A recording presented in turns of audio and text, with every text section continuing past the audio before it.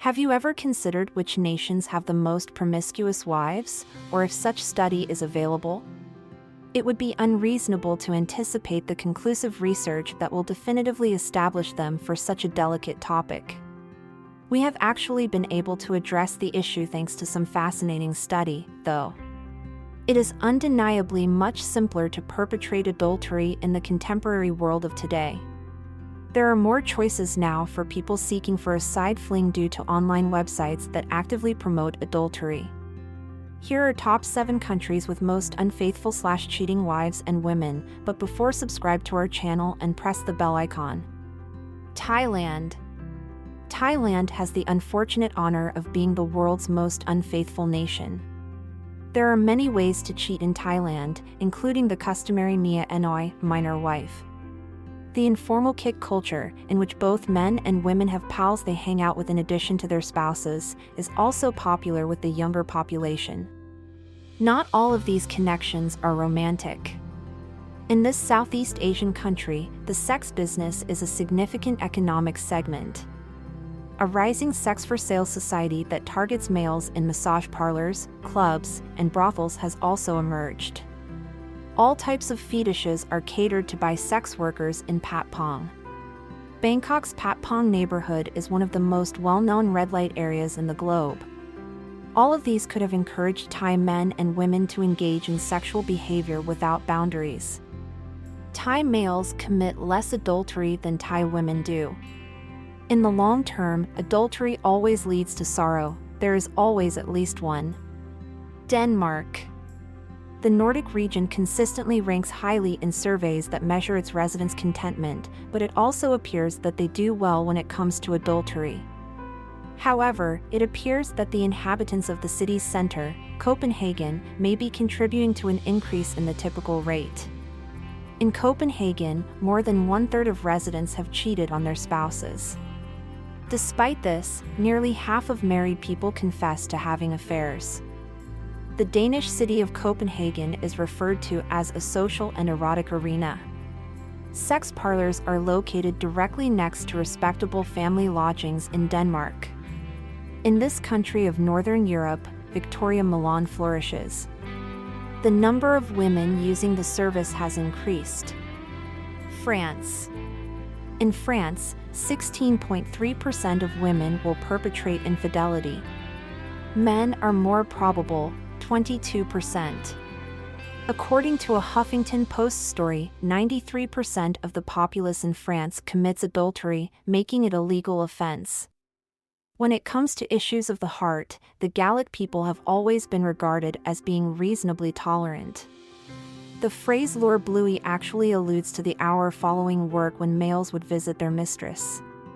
Only 28% of adulterers in France admitted to regretting their affairs, making it the only nation where the majority of people hold adultery to be ethically permissible.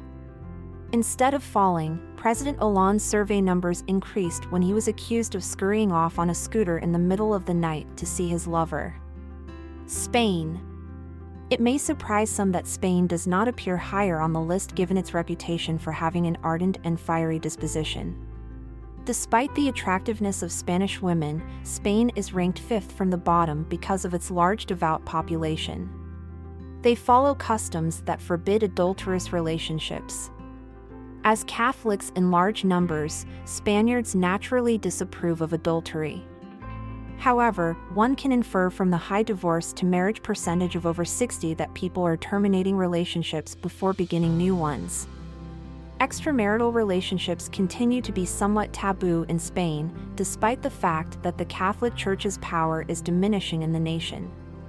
Norway. It's not shocking to see Norway on the list because the Scandinavian nations are arguably the most liberal in the entire globe, with a live and let live mentality. Victoria Milan discovered that during a heat wave, the number of new entries on their deception website rose by 78%. It seems like the breeding season is brief where you reside in the land of the midnight sun.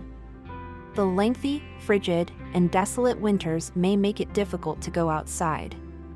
According to a blogger going by the name A Canadian in Norway, Norway may have a lower than average incidence of infidelity because the country is tiny and everyone knows each other's business.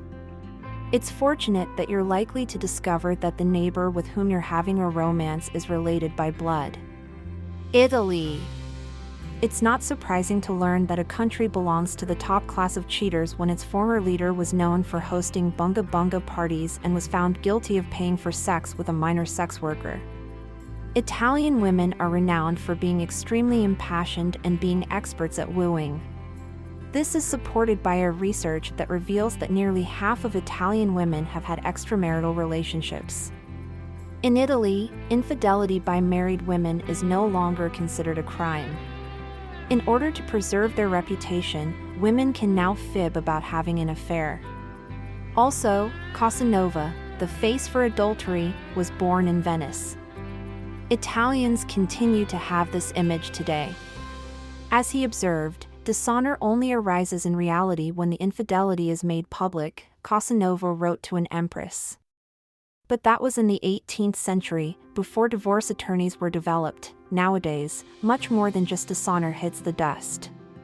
The Italian divorce rate is among the lowest in the world. Perhaps this is because Italians are so skilled at concealing their extramarital affairs.